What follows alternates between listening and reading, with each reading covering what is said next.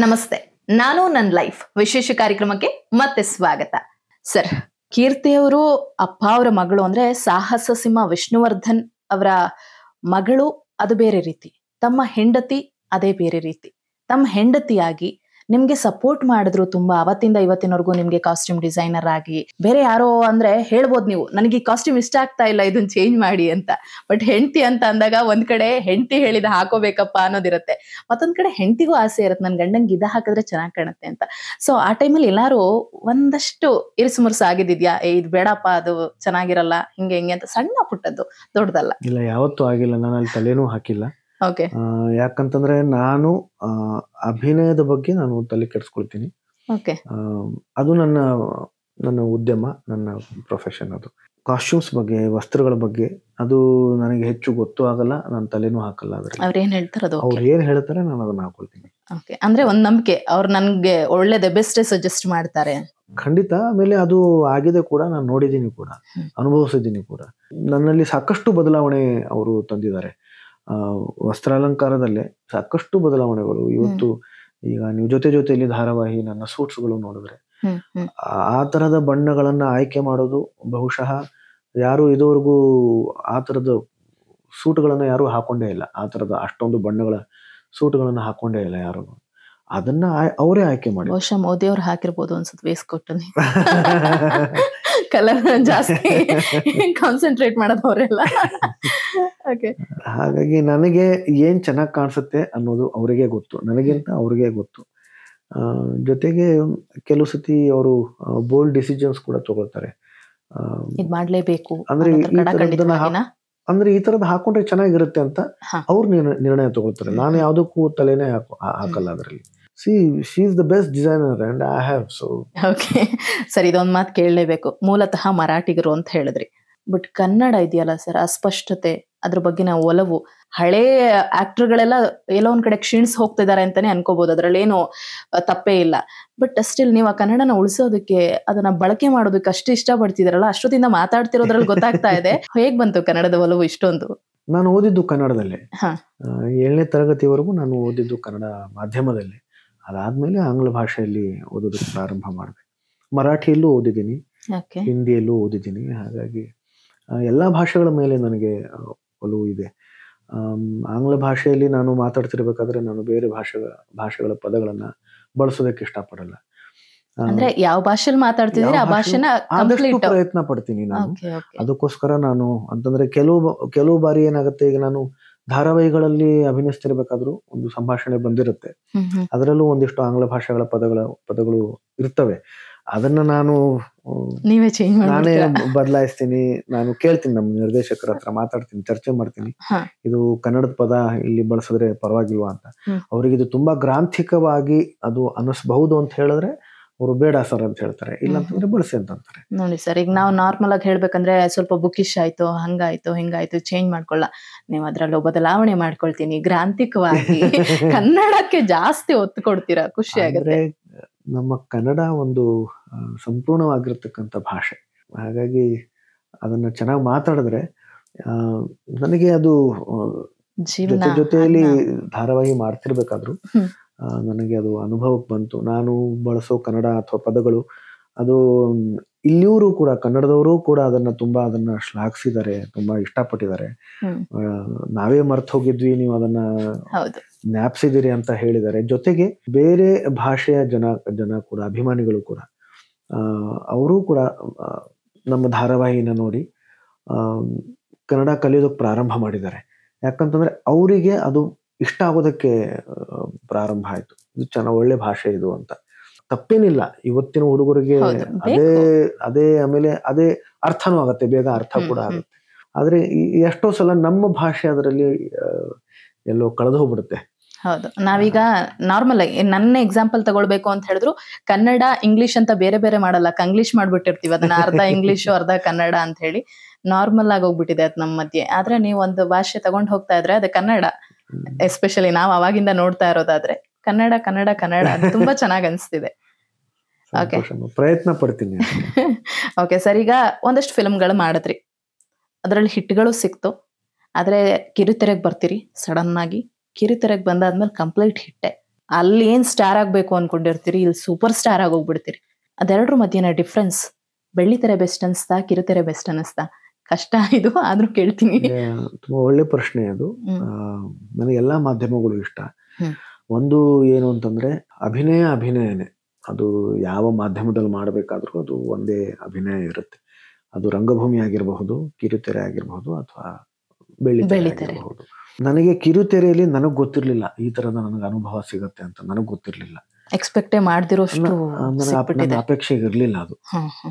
ನಿಜ ಹೇಳ್ಬೇಕು ಅಂತಂದ್ರೆ ಅದನ್ನ ನಾನು ಒಪ್ಕೊಳ್ಳೋಕ್ ಮುಂಚೆ ಅದನ್ನು ಒಂದಿಷ್ಟು ಯೋಚನೆ ಮಾಡಿ ದಯವಿಟ್ಟು ಕ್ಷಮಿಸಿ, ನನ್ಗೆ ಆಗಲ್ಲ ಅಂತ ಹೇಳಿದ್ದೆ, ನನ್ ಕೈಲಿ ಆಗಲ್ಲ ಅಂತ.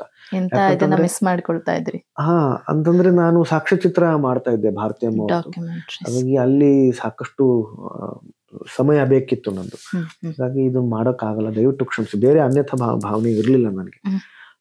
ಆದ್ರೆ ಯಶಸ್ಸು ಅನ್ನೋದು ನಮ್ ಕೈಲಿ ಇರಲ್ಲ, ಯಾರ ಕೈಲೂ ಇರಲ್ಲ. ಅದು ಆ ಭಗವಂತನ ಕೈಲಿರೋದು.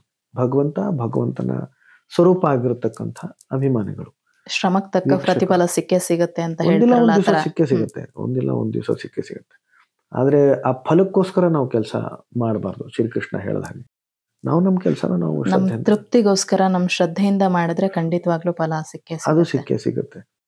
ಅದು ಯಾವ್ದೋ ರೂಪದಲ್ಲಿ ಸಿಗತ್ತೆ, ಯಾವಾಗ್ಲೂ ಸಿಗತ್ತೆ, ಅದು ನಮಗ್ ಗೊತ್ತಿಲ್ಲ.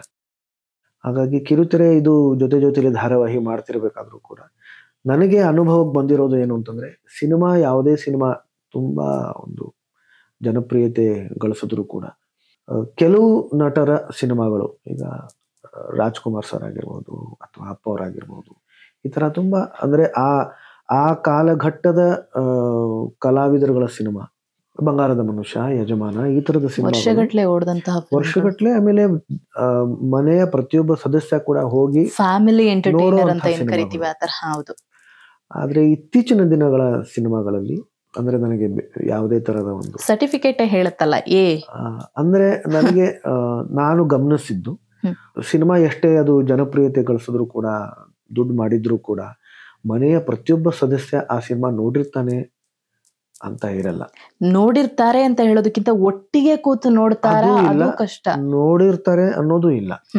ಮಕ್ಕಳು ನೋಡಿರ್ತಾರ, ಅಜ್ಜಿ ತಾತ ನೋಡಿರ್ತಾರ, ಗೊತ್ತಿರಲ್ಲ ನಮ್ಗೆ. ಅದು ಸಂಶಯ ಇದೆ, ಪ್ರಶ್ನೆ ಇದೆ ಅಲ್ವಾ. ಆದ್ರೆ ಮೊದಲು ಆತರ ಇರ್ಲಿಲ್ಲ. ಆದ್ರೆ ಕಿರುತೆರೆಯಲ್ಲಿ ಜೊತೆಲಿ ಧಾರಾವಾಹಿ ಮಾಡ್ತಿರ್ಬೇಕಾದ್ರೆ ನನ್ನ ಅನುಭವಕ್ಕೆ ಬಂದಿರೋದು ಏನು ಅಂತಂದ್ರೆ, ಚಿಕ್ಕ ಮಕ್ಕಳಿಂದ ಹಿಡಿದು ವಯಸ್ಸಾದವರು, ಗಂಡ್ ಮಕ್ಕಳು, ಹೆಣ್ಮಕ್ಳು ಪ್ರತಿಯೊಬ್ರು ನೋಡ್ತಾ ಇದ್ರು. ರೋಲ್ ಮಾಡೆಲ್ ಆಗಿದ್ರಿ ಸರ್ ಎಷ್ಟೋ ಜನಕ್ಕವಾಗ ನೀವು. ದೇವರ ಅನುಗ್ರಹ, ನಮ್ಮ ಕೈಲಿ ಏನಿಲ್ಲ ಅದು.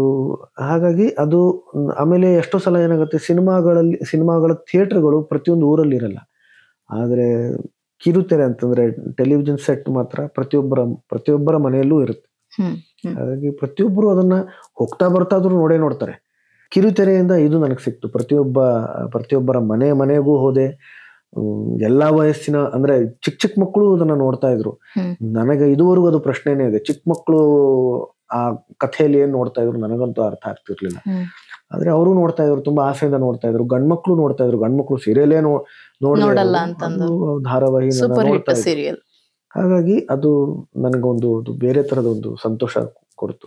ನೋಡ್ತಾ ಇದ್ರೆ ಸೋಷಿಯಲ್ ಲೈಫ್ ಹೆಂಗ್ ಆಗ್ಬಿಟ್ಟಿದೆ ಅಂತ ಹೇಳಿದ್ರೆ, ಯಾರೊಬ್ಬ ಹೀರೋ ನೋಡಿದ್ರೆ ಡೈರೆಕ್ಟ್ ಆಗಿ ಹೋಗಿ ಅವ್ರನ್ನ ಮಾತಾಡ್ಸೋಷ್ಟು ಇದೆ.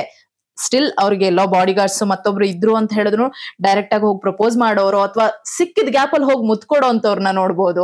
ಫೋಟೋ ಕೊಟ್ಟಿದ್ದಾರೆ, ನನಗೆ ಮುತ್ತು ಕೊಟ್ಟಿದ್ದಾರೆ, ತಪ್ಕೊಂಡಿದ್ದಾರೆ. ಆದ್ರೆ ಅದರ ಹಿಂದೆ ಇರತಕ್ಕಂತ ಭಾವನೆಗಳು ಬೇರೆ. ತುಂಬಾ ಒಂದು ಆತ್ಮೀಯತೆಯಿಂದ, ಪ್ರೀತಿಯಿಂದ ಒಂದು ತಪ್ಕೊಂಡಿದ್ದಾರೆ.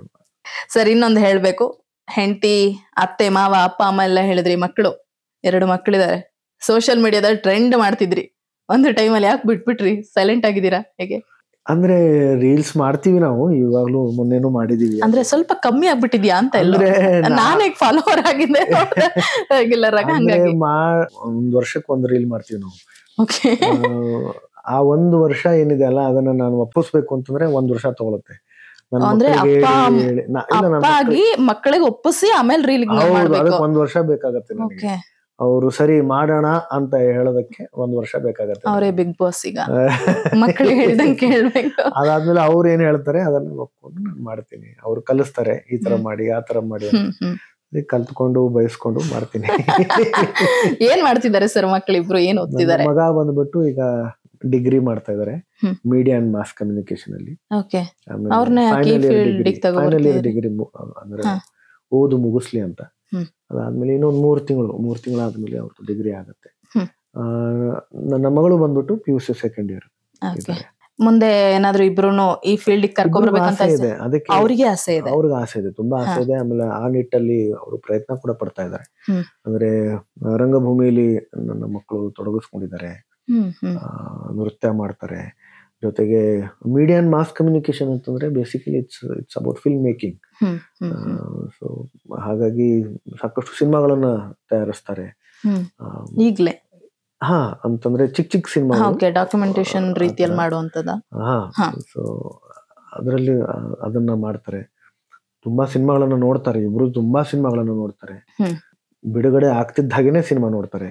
ಎಲ್ಲಾ ಭಾಷೆ ಅಪ್ಪಂದೇ ಆಗ್ಬೇಕು ಅಂತ ಏನಿಲ್ಲ, ಸಿನಿಮಾಗಳನ್ನ ಎಲ್ಲಾ ಇಷ್ಟಪಡ್ತಾರೆ. ಭಾಷೆ ಸಿನಿಮಾಗಳನ್ನು ನೋಡ್ತಾರೆ, ಓಕೆ ಇಷ್ಟಪಡ್ತಾರೆ. ಎಲ್ಲಾ ಸಿನಿಮಾಗಳನ್ನು ಇಷ್ಟಪಡ್ತಾರೆ. ನನ್ಗೆ ತುಂಬಾ ಜನ ಹೇಳಿದ್ರು ಸೈನ್ಸ್ ಹಾಕಿ, ಕಾಮರ್ಸ್ ಹಾಕಿ ಅಂತ. ಆದ್ರೆ ನನಗ್ ಗೊತ್ತು, ನಾವೆಲ್ಲ ಕಲಾಕ್ಷೇತ್ರದಲ್ಲೇ ಇದ್ದಿದ್ದು, ನಮ್ಮ ಇಡೀ ಕುಟುಂಬ ಕಲಾಕ್ಷೇತ್ರದಲ್ಲೇ ನಾವು ಇರೋದು. ಹಾಗಾಗಿ ಅವ್ರಿಗೂ ಕೂಡ ಅದೇ ಒಲವು ಇರೋದ್ರಿಂದ ನಾವು ಇಬ್ರು ಅದೇ ಕಲೆಯಲ್ಲೇ ಹಾಕಿದ್ವಿ. ಮಗಳನ್ನು ಹಂಗೆ ಹೌದು, future ಗೆ ಇಬ್ರು ಹಂಗೆ. ಆರ್ಟ್ಸ್ ಅಲ್ಲೇ ಇದಾರೆ. ಹ್ಮ್ ಹ್ಮ್ ಆಮೇಲೆ ಈಗಂತೂ ತುಂಬಾನೇ ಬೇರೆ ಬೇರೆ ಸಾಕಷ್ಟು ಮಾಧ್ಯಮಗಳಿದಾವೆ, ಆಪ್ಷನ್ಸ್ಗಳಿದೆ. ಅವಕಾಶಗಳಿದಾವೆ. ಹಾಗಾಗಿ ಭಯ ಪಡೋ ಅವಶ್ಯಕತೆ ಇಲ್ಲ. ಅಷ್ಟಕ್ಕೂ ಒಂದಿಷ್ಟು ಜನ ಉಪದೇಶ ಮಾಡೋಕ್ ಬಂದ್ರು ನಮ್ಗೆ. ಆದ್ರೆ ನಮಗ್ ಇದ್ದೇ ಗೊತ್ತು ಇರ್ತಾರೆ. ಅವ್ರಿಗೇನ್ ಆಸೆ ಇದೆ, ಆಸಕ್ತಿ ಎಲ್ಲಿದೆ. ಆಮೇಲೆ ಈಗ ಅವಕಾಶಗಳು ಸಾಕಷ್ಟು ಇರೋದ್ರಿಂದ ಭಯ ಪಡೋ ಅವಶ್ಯಕತೆ ಇಲ್ಲ. ಅವ್ರಿಗೇನು ಆಸಕ್ತಿ ಇದೆಯೋ ಅದರಲ್ಲೇ ನಾವು ಅವರನ್ನ ಬೆಂಬಲಿಸ್ಬೇಕು. ಓಕೆ ಮತ್ತೆ ಯಾವಾಗ ಸರ್ ನಾವು ನೋಡೋದು ರೀಲ್ಸ್ ಅಲ್ಲಿ ನಿಮ್ನ ಮಕ್ಕಳ ಈಗ ಜೊತೆ? ಮಾಡಿದೀನಿ, ಒಂದು ವಾರದ ಹಿಂದೆನೆ ಮಾಡಿದೀನಿ. ಓಕೆ ಮಾಡಿದೀನಿ, ನೋಡಿ. ನೋಡಿಲ್ಲ, ನೋಡ್ತೀನಿ. ನೋಡಿ. ಓಕೆ ಸರ್, ಮತ್ತೆ ಇನ್ನಷ್ಟು ವಿಚಾರಗಳ ಬಗ್ಗೆ ಮಾತನಾಡ್ತಾ ಹೋಗೋಣ. ಇಷ್ಟೊತ್ತು ನಮ್ಗೆ ಸಾಕಷ್ಟು ಮಾಹಿತಿಯನ್ನ ನೀಡಿದಕ್ಕೆ ಧನ್ಯವಾದಗಳು.